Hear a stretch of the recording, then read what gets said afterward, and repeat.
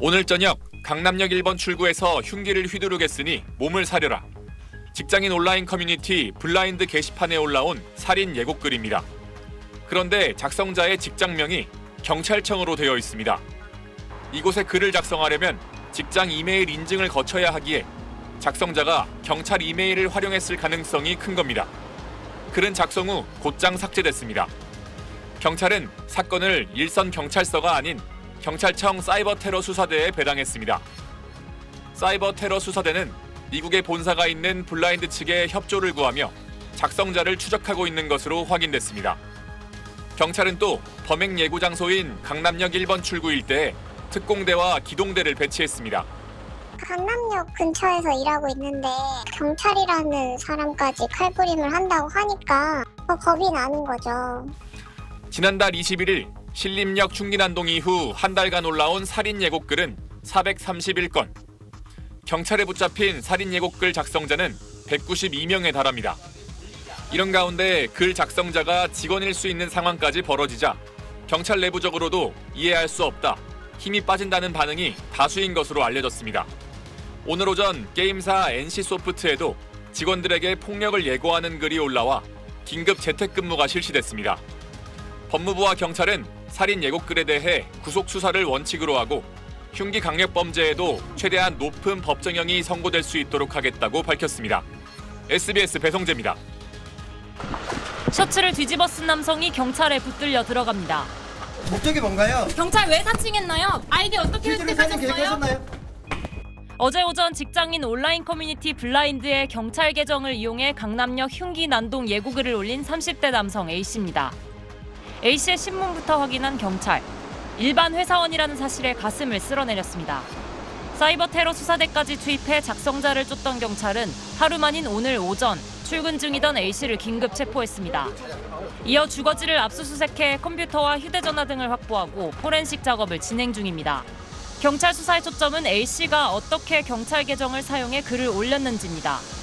경찰은 실제 경찰관에게서 양도받았거나 해킹했을 경우 등 모든 가능성을 열어두고 A씨를 추궁하고 있습니다. A씨는 일단 자신이 글을 올린 건 맞는다고 인정한 것으로 알려졌습니다.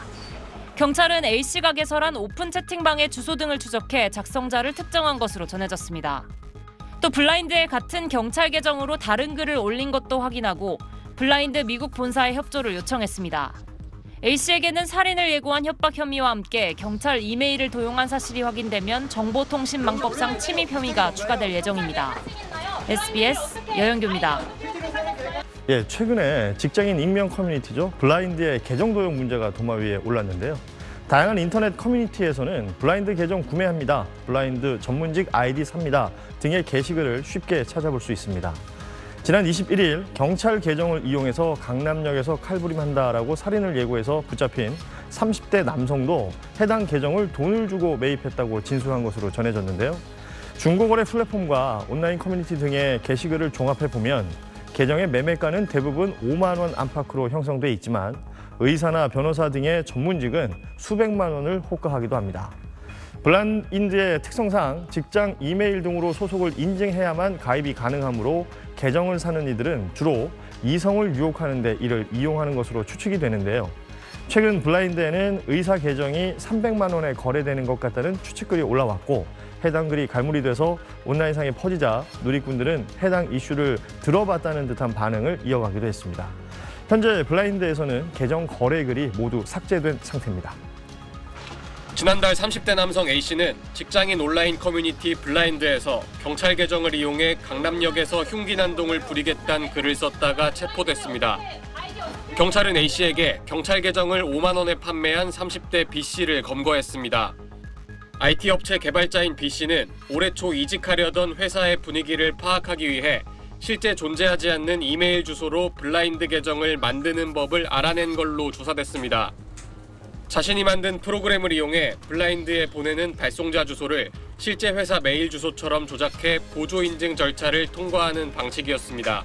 피의자는 중급 수준의 프로그래밍과 이메일 보안 관련된 지식을 보유한 것으로 확인되었으며 B씨는 삼성과 LG, SK 등 주요 대기업과 경찰청, 교육부 등 공공기관의 소속으로 표시되는 계정 100개를 만들었습니다. 이를 개당 5만 원에 팔아 500만 원 정도를 챙긴 걸로 드러났습니다. 경찰은 가짜 계정들이 범죄에 악용된 흔적은 아직 없다면서 B씨가 계정을 만든 방법은 현재 막힌 걸로 파악된다고 설명했습니다.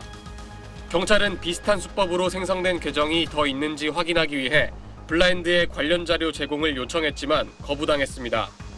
경찰은 블라인드가 자료 제공을 계속 거부할 경우 서버가 있는 미국의 형사사법공조를 요청하는 방안도 검토 중입니다. SBS 편광현입니다.